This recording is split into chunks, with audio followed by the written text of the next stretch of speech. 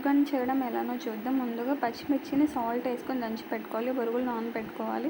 ఇంకొక ప్యాన్ తీసేసుకొని ఆనియన్స్, తర్వాత జీలకర్ర ఆవాలు, టమాటో, పచ్చి కరివేపాకు, కొంచెం పసుపు, ముందుగా దంచి పెట్టుకున్న పచ్చి మిరపకాయల తొక్కుని కూడా వేసేసుకొని మంచిగా అది స్మెల్ వచ్చేంత వరకు ఫ్రై చేయాలి. నేను అన్నీ ఒకేసారి వేసినాను, ఇది తొందరగా అవ్వాలని ఇటువంటి పనులు చేస్తుంటా. ఇది అనుషకకు తెలుసు మంచిగా, అక్క వాళ్ళ ఇంట్లో చేసేటప్పుడు ఇలా చేస్తానని అక్క పక్క నుండి చేపిస్తుంది.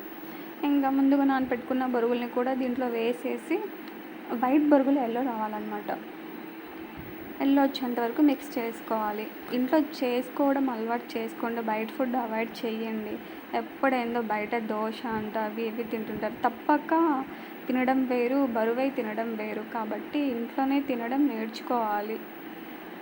నా ఉగ్గనైతే రెడీ అయిపోయింది. కొంచెం ఏమో దీనికి ఆయిల్ ఎక్కువైనట్టుంది. దీంట్లోకి కొంచెం కొబ్బరి పొడి అండ్ పప్పుల పొడి వేసుకుంటున్నాను నేనైతే. నార్మల్గా కానీ పప్పుల పొడి కొంచెం, కొబ్బరి పొడి కొంచెం వేసుకుంటారు. నేను కొంచెం ఆయిల్ ఎక్కువైందని వేసుకుంటున్నాను, సెట్ అయిపోతుంది అనమాట.